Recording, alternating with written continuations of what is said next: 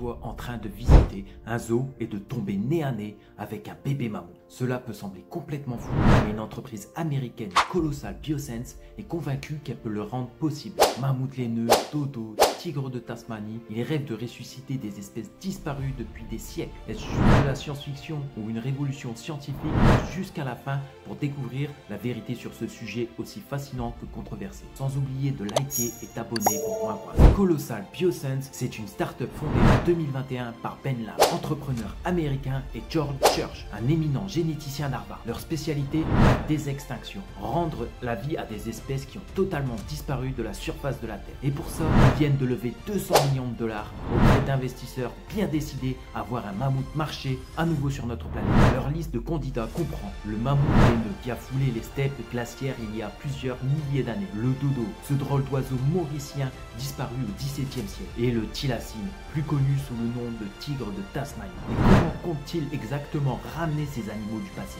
La méthode repose sur l'édition génétique, parfois surnommée ciseaux moléculaires.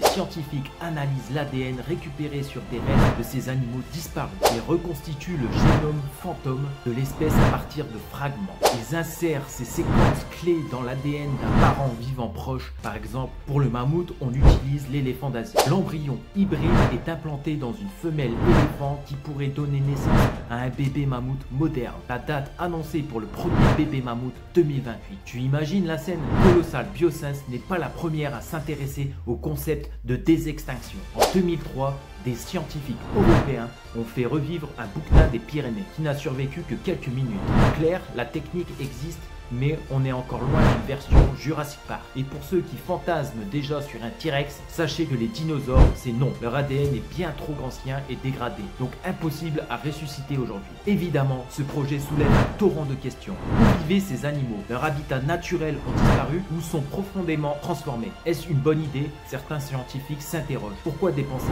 autant d'argent pour ressusciter des espèces anciennes alors que la crise climatique actuelle menace déjà celles qui vivent encore? Le bien-être animal, un mammouth né d'une éléphante dans un environnement qui n'a plus rien à voir avec son aire d'origine. Est-ce vraiment éthique? De l'autre côté, Colossal Biosense assure que leurs recherches pourraient aussi aider à préserver les espèces actuelles menacées en utilisant ces mêmes techniques génétiques. Alors, est-ce le début d'une nouvelle ère pour la biodiversité ou juste un coup de com' pour lever des fonds colossaux?